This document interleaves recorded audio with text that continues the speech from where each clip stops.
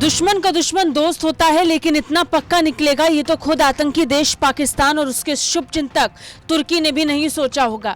क्योंकि इस बार जो हुआ वो पाकिस्तान और तुर्की के लिए किसी झटके से कम नहीं है।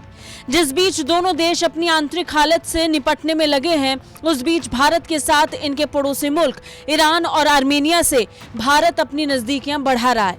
भारत ने ईरान और आर्मेनिया के साथ अपनी दोस्ती को औपचारिक कर दिया है और ये बात पाकिस्तान और तुर्की से संभाले नहीं संभल रही है। दरअसल क्षेत्रीय सहयोग को मजबूत करने के मकसद से भारत, ईरान और आर्मेनिया ने एक त्रिपक्षीय समूह का गठन किया। 3 देशों के विदेश मामलों के मंत्रालयों के बीच इसे लेकर पहली त्रिपक्षीय राजनीतिक चर्चा हुई, जो आर्मेनिया में हुई।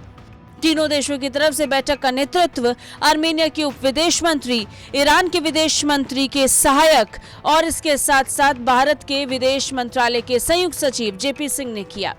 बैठक के दौरान तीनों ने विशेष रूप से आर्थिक मुद्दों और क्षेत्रीय संचार चैनल्स पर चर्चा की, जिसमें सांस्कृतिक और लोगों के साथ साथ विभिन्न क्षेत्रों में त्रिपक्षीय सहयोग को और ज्यादा गहरा करने की संभावनाओं को रेखांकित किया गया। तीनों देशों ने आगे भी बातचीत जारी रखने का फैसला किया। त्रिपक्षीय बैठक में अंतर्राष्ट्रीय उत्तर दक्षिण परिवहन कॉरिडोर यानी इंस्टेक पर भी चर्चा हुई, जो भारत, ईरान और रूस को जोड़ने वाला एक फ्रेट कॉरिडोर है, जिसका उद्देश्य मुंबई से मॉस्को तक माल की आवाजाही में लागत और समय कम करना है। इंस्टेक समझौते पर रूस, ईरान और भारत ने 2002 में हस्ताक्षर किए थे और तब से इसका विस्तार हुआ है। चाबार बंदरगाह भारत के हिंद प्रशांत यानी इंडिया पैसिफिक क्षेत्र को यूरोप और एशिया यानी यूरेशिया से जोड़ता है। ये बंदरगाह भारत को जोड़ने वाले international north south transport corridor network का भी हिस्सा होगा। इंस्टेक के द्वारा भारत अपने शिपमेंट को बहुत ही कम समय में रूस, यूरोप और सेंट्रल एशिया मार्केट में पहुंचा पाएगा।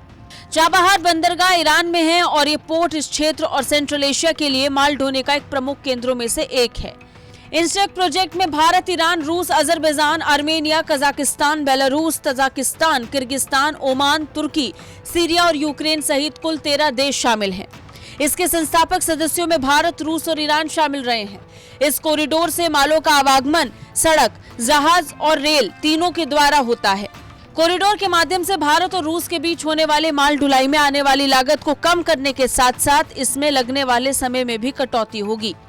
ब्यूरो रिपोर्ट, भारत तक।